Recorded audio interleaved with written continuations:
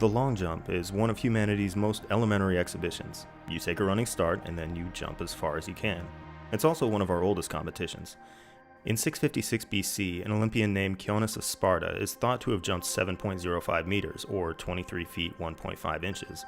Whether this was a world record or for how long it stood isn't really known, but if that mark is to be believed, it's only modestly beaten in the 2,500 years to follow. In 1901, Ireland's Peter O'Connor leaps 24 feet 11.5 inches. With the return of the Olympics as an international pursuit, the record is challenged by countless track and field athletes, and in 1935, Jesse Owens extends the all-time best jump to 26 feet 8 inches. This holds for 25 years, until fellow American Olympian and gold medalist Ralph Boston adds 3.5 inches in 1960. What follows is a back and forth between Boston and Russia's Igor Tarovanesian, but the scale of their ambitions is getting smaller and smaller. They're dealing in fractions of inches at this point. In 1965, Boston beats his own mark by a patch of sand they may as well count in individual grains. If you stand far back enough to observe the entire jump, you have to squint to see the progression of the world record over the last 30 years. And it's important to note that thanks to the rise of the modern Olympics and college sports, track and field has absolutely exploded in popularity during this time. Many of the world's best athletes have dedicated themselves to the long jump at one point or another. And yet, collectively, this is the best humanity can do.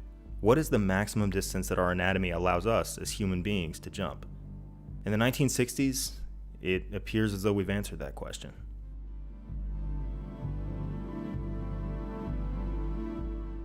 The boycott was among the most effective tools of the civil rights movement, utilized to challenge racist institutions and help accomplish hard-fought victories all across the United States. In 1968, more attention turned to athletic institutions, including the New York Athletic Club, which, while notorious for refusing membership to people of color and Jewish people, was more than happy to boost its ticket sales by inviting black athletes to compete in their events. One such event, on February 16th in the brand new Madison Square Garden, is picketed by hundreds of people protesting their membership practices. Most black athletes refuse to compete, but the University of Texas at El Paso track team shows up anyway. Their star long jump specialist, Bob Beamon, leaps 26 feet 3.5 inches. Nothing special by competitive standards, but more than enough to surpass his thinned-out competition. Beamon and his teammates had discussed whether to join the boycott, but ultimately doubted its effectiveness. After all, UTEP's football players had organized a sit-in months prior, and it seemed to accomplish nothing. But more acutely, the 21-year-old Beamon is lonely in El Paso, and lacks the means to visit his hometown of New York on his own dime. The all-expenses-paid trip to compete in front of his friends and family is just too much for him to turn down. A week later in Oakland, Beamon jumps a much stronger 26 feet 11.5 inches. Someone, who is apparently angry about his appearance in New York, emerges from the stands and tells him, "Something could happen to you this weekend." Nothing comes of the threat, but Beamon is shaken up. Around this time, he takes to writing poetry, more for himself than for anyone else. Beamon is one of the most promising track and field athletes in America, and he's on track to compete in the Mexico City Olympics later in the year. And he is in anguish over whether to throw it all away to protest the racism he experiences day in and day out. "How must I be lonely," he writes. "Why can't you love me and want me until the end of time?"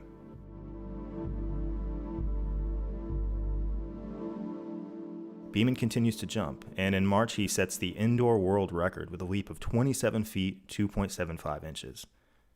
He's very quickly becoming the man to beat in Mexico City.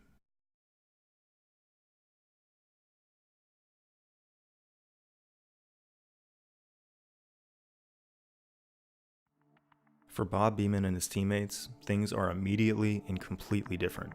Any prior conflict and indecision has now disappeared within a UTEP track team that is scheduled to compete at BYU, a school that teaches that black people are inferior as a matter of policy. In protest, Beamon and 7 other members of the team refuse to make the trip. UTEP officials now have an opportunity to show solidarity with the athletes they're so proud of. Instead, they kick all protesting members off the team and revoke their scholarships, essentially kicking them out of school entirely. In a further act of reprisal, Beamon's wife is fired from her job. 5 months removed from the Olympic Games, Bob Beamon's track and field career is evaporating. Lacking the resources to travel all over the country, Beamon stays in Texas, jumping in track meets as an independent. In San Antonio 2 weeks later, he posts a stunning wind-assisted leap of 27 feet 4 inches. Wind assistance is an unfortunate but common disqualifier. Many outstanding jumps have been ineligible for the record books because the wind speed was greater than the maximum allowable 4.47 miles per hour. Beamon's jump was inflated by a wind speed of 8.9, but he impresses the crowd all the same. He joins the Houston Striders track team a few days later and keeps jumping and keeps impressing. In June, he finally jumps 27 feet, 4 inches with no wind assistance. It's only 3/4 of an inch from the all-time record. Beamon has 2 goals. The first is to make the US Olympic team. The second, and far more outrageous goal, is to register a 28-foot jump. This would require him to shatter Ralph Boston's record by about 8 inches. In modern times, this record has never been broken by more than 6 inches. The record progression has been entirely stuck in the mud. It hasn't budged even a 1/4 inch in 3 years. But Boston, the veteran who's become Beamon's mentor, thinks he can do it. So does the great Jesse Owens, who suggests that the altitude will help him out. Mexico City, host of the '68 Olympics, sits nearly 7,400 feet above sea level, and high altitudes have proven to be slightly advantageous to long jumpers. After essentially punching his ticket to Mexico City with a 26-foot, 8.75-inch jump at the Olympic trials, the altitude theory is put to the test on September 14th. Beamon jumps at South Lake Tahoe, about 6,200 feet above sea level. On this day, he's further aided by a record disqualifying wind speed of 7.1 miles per hour. Even with both these advantages, he can only jump 27 feet, 6.5 inches. An incredible leap, but still about 6 inches away from his goal. 28 feet just doesn't seem feasible. To compete for a medal, Beamon must first pass the qualifying round, in which he's allowed 3 attempts. On his first jump, he steps just over the line, and the try is disqualified. Disaster strikes when the second attempt is disqualified for the same reason. Especially tragic because Beamon could easily qualify with even an average jump. One sports writer later suggests that just to play it safe, he should have jumped a foot before the line to easily clear the mark. He doesn't.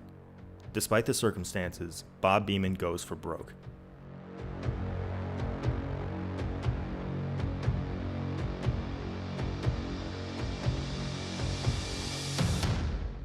And this time, he avoids the foul. 26 feet, 10.5 inches, still more than a foot away from his goal of 28. But he's in.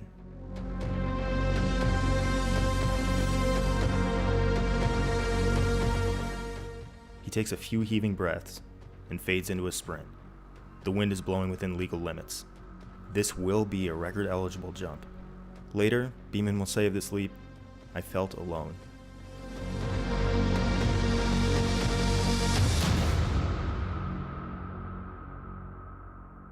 He hits the sand with such violence that his momentum carries him out of the pit. It's a great jump. Even though it's early in the round, he's clearly a frontrunner for the gold. But did he hit 28 feet? As the officials perform the measurement, Beamon plays a series of guessing games and ultimately concedes that no, he probably didn't. He feels like he came close and ultimately settles on 27 feet, 10 inches as his best estimate. If true, this would not only virtually guarantee him a gold medal, it would shatter the world record by more than 5 inches. Given the tiny margins by which this record has been broken over the years, beating it by 5.25 would be monumental, probably far enough to stand for years and years. The measurement is taking a while. Beamon watches as the judges take the unusual step of bringing out a tape measure. After 20 entire minutes, the distance is officially announced, 8.90 meters. Like most Americans, he doesn't quite understand how far that is. When someone tells him the distance in feet and inches, he is no closer to understanding.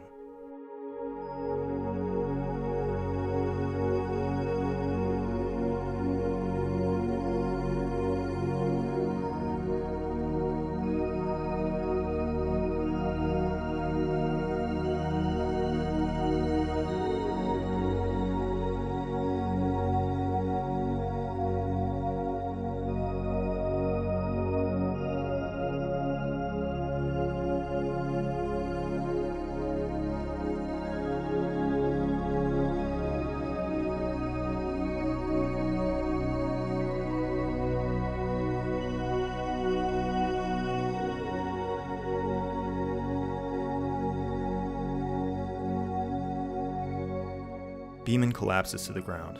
He'll be fine. He's experiencing what is later diagnosed as a cataplectic seizure, in which one system is so overwhelmed with emotion that one's muscles temporarily stop acting correctly.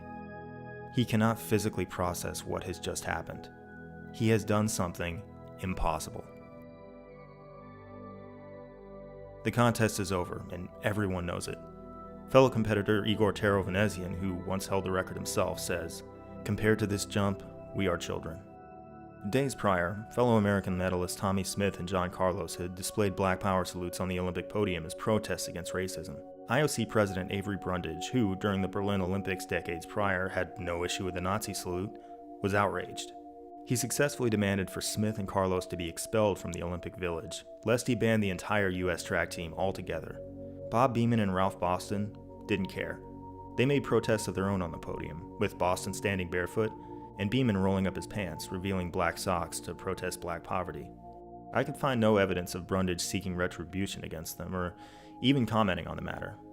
Maybe he simply realized that he lost. 50 years later, Beamon's jump remains the Olympic record. It stood as the overall world record for decades until it was just barely beaten by Mike Powell in 1991.